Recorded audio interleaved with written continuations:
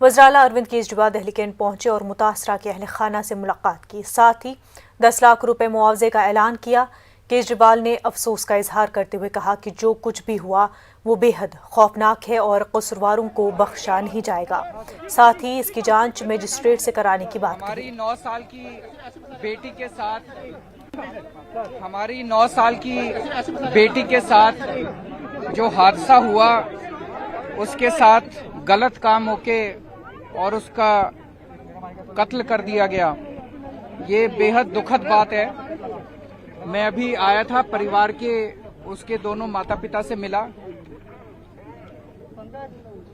दिल्ली सरकार इस मामले में एक तो परिवार उसकी अपनी बच्ची तो वापस नहीं आ सकती और जो परिवार के साथ अन्याय हुआ है वो बेहद दुखद है, उसकी भरपाई पूरी नहीं की जा सकती। लेकिन दिल्ली सरकार परिवार को 10 लाख रुपए का मुआवजा देगी।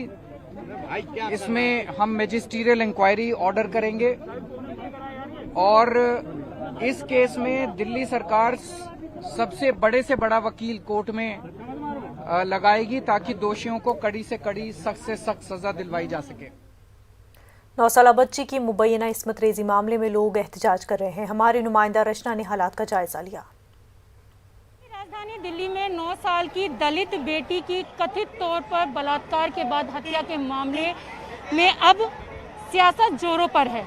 इस वक्त हम उसी जगह पर खड़े हैं जहां वो बच्ची रहा करती थी। आप देख सकते हैं कि पीछे दिल्ली कैंट का ये जो पुरानी नांगल का एरिया है, यहीं पर वो परिवार रहा करता था और घटना वाले दिन इसी जगह से करीबन 1.5 किलोमीटर दूर बच्ची पानी लेने के लिए गई थी और बच्ची की मौत के बाद अब उसके परिजनों ने यहाँ पर प्रदर्शन करना शुरू कर दिया है। आप देख सकते हैं कि यहाँ पुरानी नांगल का एरिया है जहाँ पर परिवार रहता था और उसके बाद अब जो प्रदर्शन हो रहा है, कुछ ही दूर पर बेटी के इंसाफ के लिए प्रदर्शन किया जा रहा है। आप देख सकते हैं कि यहाँ पर पोस्टर्स भी लगाए गए हैं कि दोषियों को फांसी दो, बेटी को न्याय मिले। कुछ ही दूर पर ये प्रदर्शन चल रहा है और जिस तरीके से लोग इकट्ठा हुए हैं बेटी के न्याय के लिए, आप ये तस्वीरों में भी देख सकते हैं कि यहाँ पर नारेबाजी की जा रही है कि गुड़िया, जो कि बच्ची का काल्पनिक नाम रखा गया है, उसको न्याय दो। यहाँ जो तमाम लोग इकट्ठे हुए हैं उनका कहना है कि हमें बेटी के लिए न्याय चाहिए। यहाँ लोग इकट्ठे हुए हैं और यहाँ आप देख सकते हैं कि बहुत सारे जो लोग हैं वो इकट्ठे फांसी की मांग कर रहे हैं। यहाँ पर महिलाएं हैं, पुरुष हैं। क्या जी, हम सब लोग आज इंसाफ के लिए आए हैं। जिस गुड़िया के साथ इतना अत्याचार उन लोगों ने किया है, सिर्फ हमारा तमाम पूरा समाज आज ये चाहता उन लोगों को फांसी दो। अभी हम लोग उस मासूम बच्ची के साथ जो दुष्कर्म हुआ उसके खिलाफ यहाँ बैठे हैं और जब तक उसको फांसी, उन लोगों दरिंदों को फांसी के फंदे पे नहीं चढ़ा दिया जाएगा, तब तक हम चैन से नहीं बैठेंगे और गुड़िया के इंसाफ के लिए ऐसे ही लड़ते रहेंगे।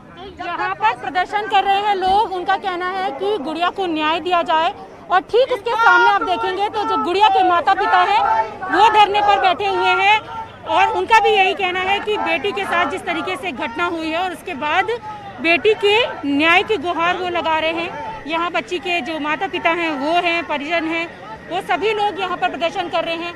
पोस्टर भी लगाया गया है कि गुड़िया को इंसाफ दो, भारत की बेटी को इंसाफ दो। आखिरकार उनकी बेटी के साथ इस तरीके की घटना क्यों हुई। और अब मैं आपको वो जगह दिखाना चाहूँगी जहाँ पर बच्ची पानी लेने के लिए गई थी, जो कि यहाँ से करीबन 1.5 किलोमीटर दूर है। पुरानी नांगल का ये एरिया है। पुरानी नांगल से थोड़ी ही सी दूर पर वो जगह है जहाँ पर बच्ची पानी लेने के लिए पहुँची थी।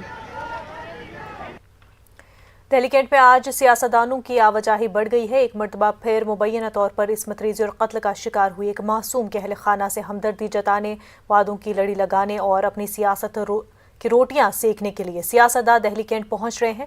कांग्रेस के नायब सदर राहुल गांधी दिल्ली कैंट पहुंचे, जहां मकामी अफराद की मुखालफत के बावजूद मुतासरा खानदान से मुलाकात की, दुख का इजहार किया और एक ट्वीट करते हुए मुतासरा खानदान के लिए इंसाफ का मुतालबा किया।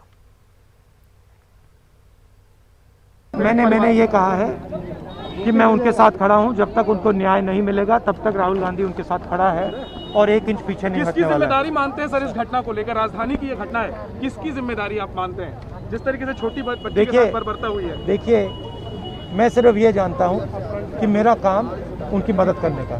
धन्यवाद। बीजेपी ने प्रेस कॉन्फ्रेंस करते हुए राहुल गांधी को निशाना बनाया और कहा कि जिस रियासत में कांग्रेस की सरकार है, क्या वहां इस्मत रेजियां नहीं हो रही हैं और राहुल वहां की आवाज क्यों नहीं उठाते? बलात्कार या रेप एक बहुत ही दुखद घटना होती है, बहुत अनफॉर्चुनेट होता है। जितनी भी इसकी निंदा की जाए, जितनी इसकी भर्त्सना की जाए, उतना वो कम है। दिल्ली में नांगल राय में जिस प्रकार से एक नन्ही सी बच्ची के साथ दुष्कर्म हुआ है, हम सब उसकी घोर निंदा करते हैं और कानून व्यवस्था पूरी तरह से इस पर सजग होकर काम कर रही है। 4 से अधिक लोग गिरफ्तार हो गए हैं। एससी कमीशन भी 2 अगस्त को पीड़िता के घर गई थी। जॉइंट सीपी पुलिस भी पीड़िता के घर गए थे। इन सभी विषयों पर कानून अपना काम कर रही है और इसमें कोई दोमत नहीं है कि हिंदुस्तान का हर बच्चा चाहता है, प्रशासन चाहती है, सरकार चाहती है कि पीड़िता और पीड़िता के परिवार को न्याय मिले और न्याय अवश्य मिलेगा। मगर एक सिलेक्टिविज्म के साथ, एक चयनात्मक रूप से किसी राज्य के रेप के विषय में चिंता प्रकट करना और किसी राज्य के रेप के विषय में चिंता प्रकट न करना, यह देखते हुए कि किस राज्य में किसकी सरकार है, यह भी अपने आप में एक जघन्य अपराध है। सरकार और राजनीति के हिसाब से बांट करके दलितों की राजनीति को आगे बढ़ाएंगे, ये बहुत दुखद है। जल्दी से जल्दी राहुल जी द्वारा जिस प्रकार से दोनों एक्ट्स का उल्लंघन किया गया है, सेक्शन 23 ऑफ पॉक्सो एक्ट और section 74 of the juvenile justice care and protection children act, इसका संज्ञान एनसीपीसीआर ले और राहुल गांधी को नोटिस इश्यू करे। मैं एनसीपीसीआर से यह भी कहूंगा बीजेपी की तरफ से कि no one is a VIP, कोई वीआईपी नहीं होता है। कानून सबके लिए बराबर होता है, संविधान सबके लिए बराबर होता है। इसलिए यथाशीघ्र आज मैं ये डिमांड बीजेपी की तरफ से रख रहा हूं, तमाम पीड़ित और बच्चों की तरफ से रख रहा हूं कि एक नोटिस राहुल गांधी को जारी किया जाए और राहुल गांधी जी आप जवाब दें। नेटवर्क 18 फेडरल बैंक संजीवनी गाड़ियां पूरे मुल्क में कोरोना वायरस से मुतासरा अजला में गश्त कर रही हैं। वैक्सीन की अहमियत के हवाले से बेदारी लाने की हमारी कोशिशों को आपकी तायीद की अशद जरूरत है। आइए एक नजर डालते हैं कि संजीवनी गाड़ियां किन इलाकों में हैं।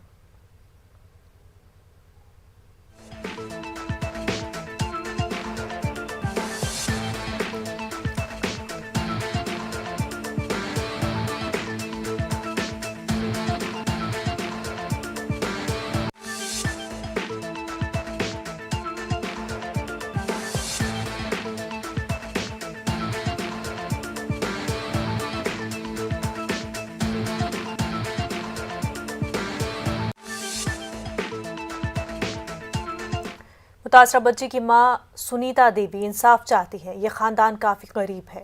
उनका कहना है कि हमें हमारी बच्ची लौटा दीजिए और इंसाफ कीजिए।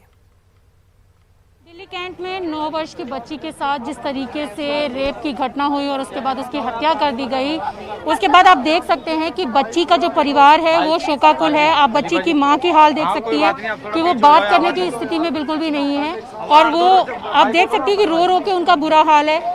परिवार के और भी लोग यहाँ पर हैं और जिस तरीके से लोग यहाँ पर इकट्ठे हुए हैं, सभी न्याय की मांग कर रहे हैं क्योंकि जिस तरीके से घटना हुई है उसके बाद परिवार अपनी बच्ची के लिए न्याय की मांग कर रहा है। मम्मी आप देख सकती हैं उनकी कि यहाँ पर बैठी हुई हैं, जिनसे बात भी नहीं की जा रही, उनकी तबीयत भी खराब है। हम उनसे भी अच्छा, बस आंटी एक चीज बताइए कि क्या हुआ था? बेटी मेरी 5:30 बजे सही थी। 5:30 बजे मेरी बेटी सही थी। पापा गए सब्जी लेवे, मैं घर आ गई थी। क्या बोलूं सब्जी लेवे आ गए थे पापा, अब इसके गए थे, मैं अपने घर आ गई थी। तो क्या पुलिस वालों ने मदद नहीं की आपकी? बिना बताए बच्ची का दाह संस्कार कर दिया गया। पंडित जी ने सब कर दिया। बेचने में को 16 रुपये कौन भी नहीं करा दिया मेरी बच्ची का, बेटी के। मैं घर आ गई थी, वे चले गए सब्जी ले। 5:30 बजे पीछे तक सही आती बुआ का चुनाव हुआ के। तो पंडित जी ने क्या कहा आपसे? तो हमारे समाज घर आया था, देख भी नहीं था। समाज से पूछी लड़की की माँ कहाँ है, लड़की की माँ कहाँ है। तो बिन कही पीर बाबा पे है माँ, जिसकी माँ तो पीर बाबा पे रहती, घर नहीं रहती है। फिर मैं दरगाह पर टाड़ी थी तो कह रहा एक भैया तो बोली कि जब उठाड़ी इसकी माँ ने लाल सूट पहन रखो, तो मैं गई थी, मैं बुलवाई थी कि तुमने पंडित जी बुला रहे हैं, पंडित जी बुला रहे हैं। मैंने कहा क्यों, कि मुझे नहीं पता, माँ बुला रहे। मैं गई थी जल्दी जल्दी जाके, तो पंडित जी बोला तेरी लड़की खत्म हो गई। मैंने कहा मेरे बच्चा कैसे खत्म हो गई, मेरे बच्चा कैसे खत्म हो गई, तो झूठ बोला पंडित जी के करंट ने पकड़ ले।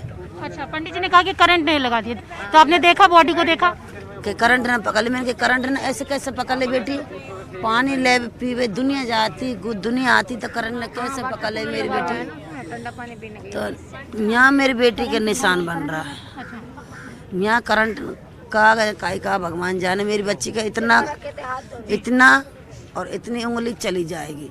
एक हाथ में करोड़ सी आ रही, एक मुँह के होठ काले पड़ रहे खाली, बस दांत ही बिच रही, आँख बंद हो रही इसकी, बार बाकी खुले पड़े थे। आपने जब ऐसा हाल देखा तो पुलिस पे आप फोन करने वाली थी, किसने मना किया आपको? बड़े पंडित जी ने। अच्छा, क्या बोले वो? आपको कूड़ा चुकती है, तू कूड़ा चुकती है, फिर बाबा भीख मांगती है, तो बकिया इसको पैसे कहाँ थे आएंगे। अच्छा। काय तक कैसे लड़ेगी, काय तक तो कोर्ट लड़ेगी। अच्छा। अब इन चारों बंदे ने मिल के आपस में बोल बतरा के, मैं दूर बैठा दी थी, आप बोल बतरा के न कहे इसको नहीं कर दो पंडित जी, ज़्यादा लंबी बात बन जाएगी, बहुत लंबा केस बन जाएगा जी। तो पंडित जी ने मेरी बेटी की ब्रंच पे थे उतार के नो बेटी लिटा दी थी, कपड़ा बिछा दिया, ये कि लाल कपड़ा बिछाया, आधा न्यू ढक दिया, आधा दड़ फिर ऊपर न्यू ढक दिया। पुलिस फिर कब पहुंची वहाँ पे? 8 बजे आई थी, मैं रोती बिल्ला थी, घर में आई थी बातें। जब मेरे काका बिरादर ने समाज भैया जी ने गेट तोड़ा, तमा देखे तो चिकन रखा कमरा में, दरवाजे बंद करके चिकन रखा, बोतल रखी दारू की। मेरे समाज भैया ने पुलिस को कंप्लेन करी, 100 नंबर पे कॉल करके पुलिस आई थी, तो पुलिस ने सारो गिरफ्तार कर लिए। अच्छा। तो बिनते ना पूछा तांची करन दे रहे कछु, ना कछु बोलन दे रहे। तो हमारे समाज भैया ने कमरा का दरवाजा तोड़ के दरवाजा पे वे बिन पे ते पूछा तांची करी, तो कई बड़े पंडित जी ने, एक केस मुझ पे तो हुआ है, एक रेप मुझ पे तो हुआ है। अब आप क्या मांग करिए? बहुत बुरा हुआ जो भी हुआ, मैं देख रही हूँ, आप समझ पा रही हूँ कि आपकी तबीयत भी खराब है, लेकिन बस जब तक आप क्या चाह रही हैं आप? मुझे मेरे बेटे का अन्याय चाहिए, जल्लादों को मेरे बेटी का जल्लादों को फांसी दो। आज मेरी इज्जत नहीं, आपकी इज्जत है, समाज की इज्जत है जी, आप समाज भैया की इज्जत है। यहाँ तक कि माँ की हालत बेहद ज़्यादा खराब है, वो बोल भी नहीं पा रही है, और उनका कहना है कि मुझे अपनी बेटी के लिए न्याय चाहिए, और सिर्फ न्याय की दरकार के लिए ही वो यहाँ पर प्रदर्शन कर रहे हैं। अब ये देखना होगा कि उनके परिवार को न्याय कब तक मिल पाता है। कैमरा पर्सन गौरव गिरी के साथ रचना, न्यूज़ 18 दिल्ली। दिल्ली कैंट हादसे पर डीसीपी अंकित प्रताप सिंह का कहना है कि पुलिस हर मुमकिन मदद की कोशिश कर रही है, कसूरवारों को पकड़ लिया गया है, इंसाफ जरूर मिलेगा, लेकिन सभी से इल्तिजा है कि इस मामले में सियासत न की जाए। दिल्ली कैंट में जिस तरीके से 9 साल की बच्ची के साथ कथित रेप का मामला सामने आ रहा है और उसकी हत्या कर दी गई है, पूरे मसले पर हमारे साथ बात करने के लिए मौजूद हैं डीसीपी इंगित सिंह जी। सर, ये बताइए कि जो परिजन हैं उनमें काफ़ी ज़्यादा गुस्सा देखा जा रहा है। हाँ जी, देखा जा रहा है। How should I comment on it? Sir, उनका ये कहना है कि उनके बिना परमिशन के बच्ची का दाह संस्कार कर दिया गया, उन्हें मिलने नहीं दिया गया, तो आखिरकार ऐसा सब कैसे हुआ? क्या कह रहा है परिवार? परिवार यही कह रहा है कि जो एक्यूज्ड हैं उन्होंने इनकी अनुमति के बिना उसका दाह संस्कार कर दिया और इसी से उनमें गुस्सा है। बाकी उनका ये भी है कि पुलिस ने देरी की।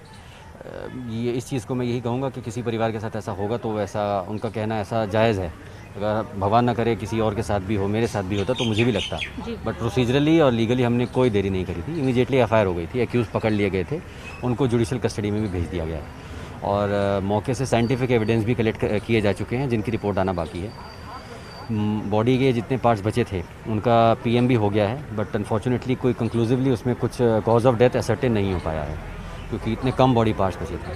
तो हमारे पास जो विकल्प हैं साइंटिफिक एविडेंसेस के हैं और अगर कोई आई विटनेस है हम लोग उनसे पूछताछ करेंगे। उनके कोई अगर क्लिपिंग्स बता रहे थे, कुछ क्लिपिंग्स हैं वो हम लोग लेंगे एक एसीपी रैंक अधिकारी नियुक्त किया गया है इसमें इन्वेस्टिगेशन के लिए। संगीन से संगीन धाराएं लगाई गई हैं और नार्को एनालिसिस पॉलीग्राफ के लिए भी हम लोग कोशिश करेंगे कि एक्यूज़ की कंसेंट के बाद में ही होता है वो, तो उनसे कंसेंट लेके उनका नार्को टेस्ट कराया जाएगा, जिससे एक इन्वेस्टिगेशन को एक दिशा मिल जाएगी। बिल्कुल सर, इन्वेस्टिगेशन को तो दिशा मिल जाएगी, लेकिन अगर हम यहाँ देखें तो काफ़ी सारे पॉलिटिकल जो लोग हैं वो भी यहाँ पर पहुँच रहे हैं और ये जो घटना हुई है एक बड़ा रूप लेती जा रही है। हाँ जी, ये सबके सामने ही है, बड़ा रूप लेती जा रही है और आपके माध्यम से मैं यही कहना चाहूँगा कि इसमें किसी भी राजनीति की कोई आवश्यकता नहीं है और लोगों से अपील करना चाहूँगा किसी भी तरह के अफवाह में और किसी भी तरह के राजनीति में ना आएँ, उसका हिस्सा ना बने। पुलिस और प्रशासन पे कृपया करके भरोसा रखें। हम लोग एक बहुत ही कठिन परीक्षा पास करके आते हैं, कहते हैं हिंदुस्तान का सबसे मुश्किल एग्ज़ाम होता है, तो मेरिटोक्रेसी है, मेरिट पे काम होगा, त्वरित काम होगा, इनको न्याय दिलाया जाएगा। बिल्कुल न्याय दिलाया जाएगा। सर, एक आखिरी सवाल और है कि जो परिजन है उनका जो विश्वास है वो पुलिस से थोड़ा हटता हुआ नजर आ रहा है, क्योंकि नाराजगी भी देखी जा रही है। उनका कहना है कि लापरवाही दिखाई गई, तो अब उन लोगों को किस तरीके से समझाएंगे आप, किस तरीके से मदद करेंगे? कल पूरे दिन यहाँ पे सीनियर पुलिस ऑफिसर्स थे, इंक्लूडिंग जॉइंट सीपी, मैं, एडिशनल डीसीपी, सारे के सारे हम लोगों ने पूरी कोशिश करी परिजनों से बात करने की, मगर मैं जितने भी जो पॉलिटिक्स कर रहे हैं, जो भी नेता हैं, उनसे ये दरख्वास्त करूँगा कि हमको उनके परिजनों से मिलने दिया जाए, उनका भरोसा जीतने दिया जाए और किसी भी तरह की अफवाह को वो न उड़ाएं। फिर से बोलना चाहूँगा कि हम पे पूरा भरोसा रखें। आपके माध्यम से अगर परिजन भी सुन रहे हैं, पूरा उनको इंसाफ दिलाया जाएगा और जल्दी से जल्दी दिलाया जाएगा। तो आपने देखा, ये थे हमारे साथ बात करने के लिए डीसीपी इंगित प्रताप सिंह, जिनका कहना है कि परिवार के मदद के लिए पुलिस बिल्कुल तैयार है और किसी भी तरीके की राजनीति यहाँ पर ना की जाए तो बेहतर है। कैमरा पर्सन गौरव गिरी के साथ रचना, न्यूज़ 18 दिल्ली। दिल्ली बीजेपी के सदर आदेश गुप्ता का दिल्ली कैंट मुबैना इस्मत रेज़ी और कत्ल मामले पर क्या कुछ कहना है, आइए देखते हैं।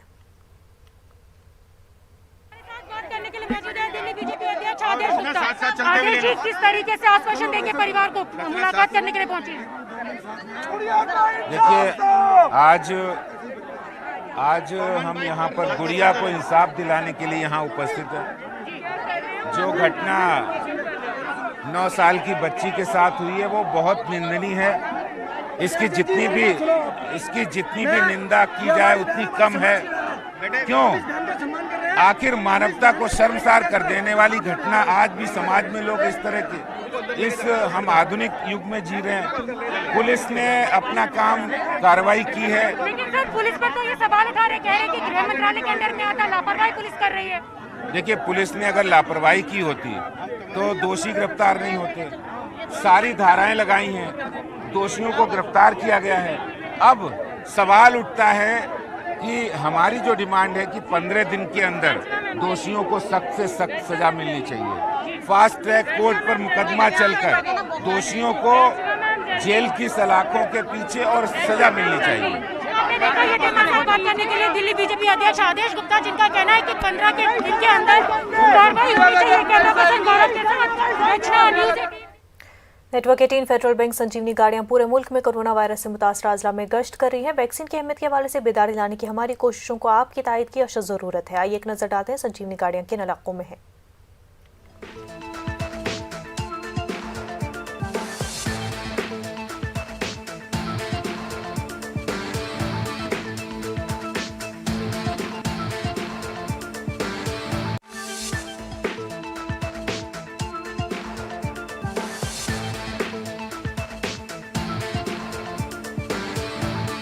यूपी में डीजीपी ऑफिस से जारी गाइडलाइन पर हंगामा थमने का नाम नहीं ले रहा है। लखनऊ में शिया और सुन्नी उलमा के गाइडलाइन पर सख्ती से रद्द-ए-अमल सामने आया है, जिसके बाद मेरठ में भी मुहर्रम कमेटी और जमीयत उलमा के मकामी जिम्मेदारान ने डीजीपी ऑफिस से जारी हिदायत पर सख्त बरहमी का इजहार करते हुए इसे एक सोची समझी साजिश करार दिया है। शिया और सुन्नी मिली तंजीमों के जिम्मेदारान का कहना है कि मुहर्रम हराम में मजालिस और जुलूसों के इनकाद को लेकर अब सुन्नी और शिया फिरके में किसी तरह के तनाज़े का कोई मामला नहीं रहा है और गुज़िश्ता सालों में भी इस मौके पर किसी तरह का कोई नाखुशगवार वाकया पेश नहीं आया है। ऐसे में इन मामलात को गाइडलाइन की आड़ में मंजर आम पर लाकर नए तनाज़े को पैदा करने की कोशिश की जा रही है, जो सूबे के नज़्म नस्क के लिए मसला पैदा कर सकती है। ऐसा लगता है कि डीजीपी कार्यालय में बैठे किसी असामाजिक तत्व ने इन बिंदुओं को जोड़कर पूरे प्रदेश के अमन व अमान को प्रभावित करने की कोशिश की है, साजिश की है एक लिहाज से, और इससे पूरे यूपी में एहतजाज हो रहा है। गाइडलाइन पहले भी जारी की गई, लेकिन इस तरह के ये बिंदु शामिल नहीं किए गए कि सुन्नियों के साथ असामाजी तत्व, शियों के साथ असामाजी तत्व, हिंदू भाइयों के साथ असामाजी तत्व शामिल किया। इसकी हुकूमत की जानिब से कुछ गाइडलाइनें जारी की जाती हैं। ईद पे भी गाइडलाइन जारी की गई, बकरीद पे भी की गई और भी इससे पहले भी की गई। लेकिन अब जो मुहर्रम पे गाइडलाइन जारी की गई है डीजीपी की तरफ से, वो बहुत ही गैर मुनासिब है। और उसकी असल वजह ये है कि आज इस वक्त हिंदुस्तान के अंदर शिया सुन्नियों का कहीं कोई मसला नहीं है।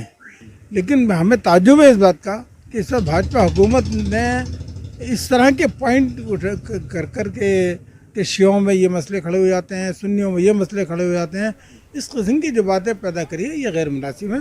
इससे उन लोगों को मौका मिलेगा जो तकमील सर्टिफिकेट के बिना खुलेआम चल रहे इंजीनियरिंग और मैनेजमेंट इंस्टीट्यूट चला रहे 29 कॉलेजों को गाजियाबाद डेवलपमेंट अथॉरिटी ने नोटिस जारी किया है। उनको वार्निंग दी गई है कि 15 दिन के अंदर अंदर अगर तकमील सर्टिफिकेट की एप्लीकेशन नहीं दी तो उनके खिलाफ कार्रवाई की जाएगी। मुरादनगर मोदीनगर क्षेत्र में सबसे पहले ये समस्या थी कि वहाँ पर विकास शुल्क बहुत ज़्यादा था और तुलनात्मक रूप से जो नगर निगम एरियाज़ हैं यहाँ 3314 रुपये के शुल्क के बराबर ही वहाँ पे शुल्क था, इसको शासन ने घटाकर 1200 रुपये कर दिया है।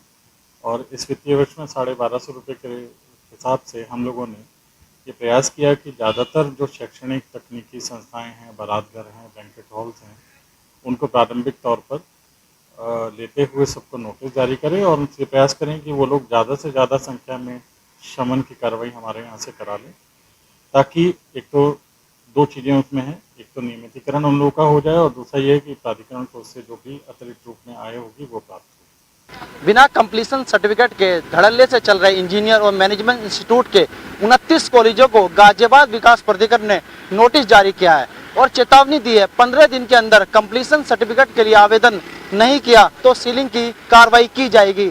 10 ऐसे कॉलेज हैं जिन्होंने बिना नक्शा पास कराए, जीडीए की अनुमति के बिना अवैध निर्माण कराया। कहीं ना कहीं छात्र और छात्राओं के भविष्य से खिलवाड़ किया गया।